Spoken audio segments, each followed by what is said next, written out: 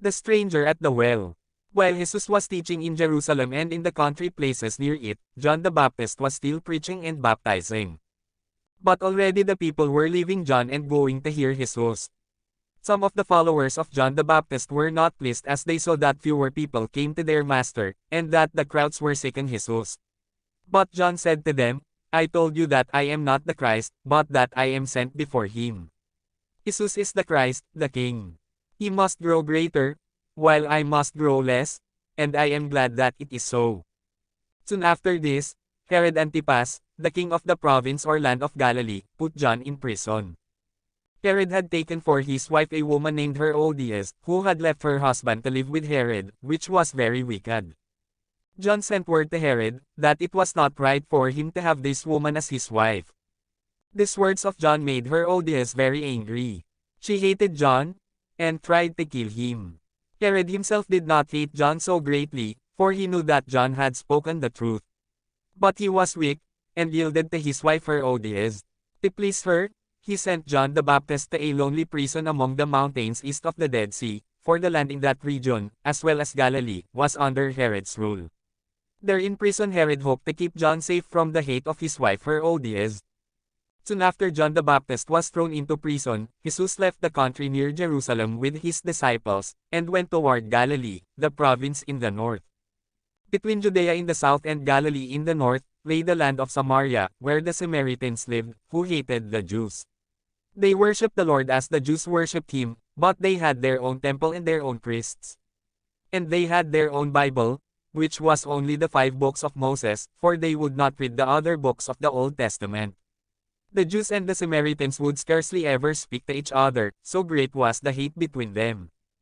When Jews went from Galilee to Jerusalem, or from Jerusalem to Galilee, they would not pass through Samaria, but went down the mountains to the river Jordan, and walked beside the river, in order to go around Samaria. But Jesus, when he would go from Jerusalem to Galilee, walked over the mountain straight through Samaria.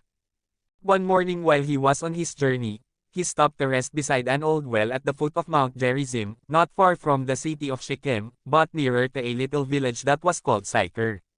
This well had been dug by Jacob, the great father or ancestor of the Israelites, many hundreds of years before.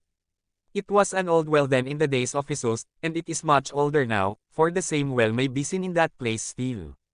Even now travelers may have a drink from Jacob's well. It was early in the morning, about sunrise, when Jesus was sitting by Jacob's well.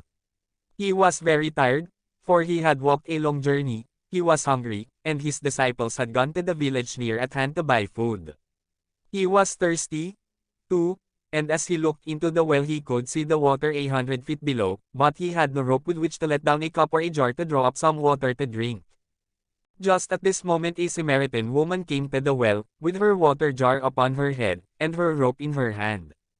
Jesus looked at her, and in one glance read her soul, and saw all her life. He knew that Jews did not often speak to Samaritans, but he said to her, "Please to give me a drink."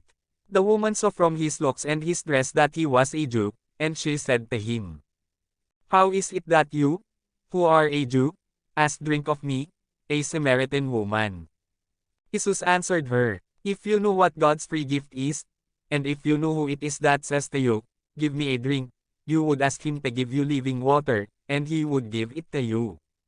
There was something in the words and the looks of Jesus which made the woman feel that he was not a common man. She said to him, "Sir, you have nothing to draw water with, and the well is deep. Where can you get that living water? Are you greater than our father Jacob, who drank from this well, and who gave it to us? Whoever drinks of this water," said Jesus, "shall thirst again, but whoever drinks of the water that I shall give him, shall never thirst, but the water that I shall give him shall be in him a well of water springing up unto everlasting life."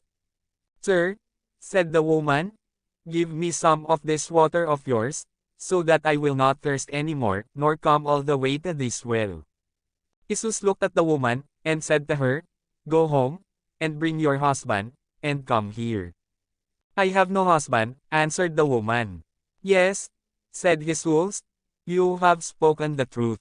You have no husband, but you have had 5 husbands, and the man whom you now have is not your husband. The woman was filled with wonder as she heard this. She saw that here was a man who knew what others could not know. She felt that God had spoken to him, and she said, "Sir, I see that you are a prophet of God. Tell me whether our people or the Jews are right. Our fathers have worshipped on this mountain. The Jews say that Jerusalem is the place where men should go to worship. Now, which of these is the right place?"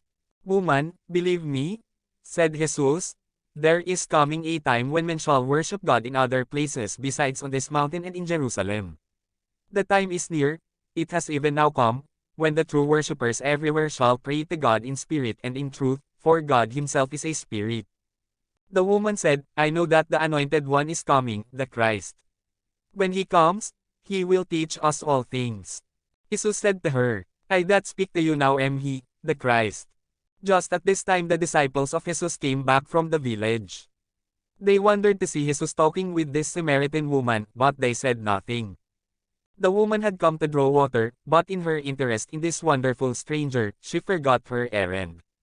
Leaving her water jar, she ran back to her village, and said to the people, "Come, see a man who told me everything that I have done in all my life.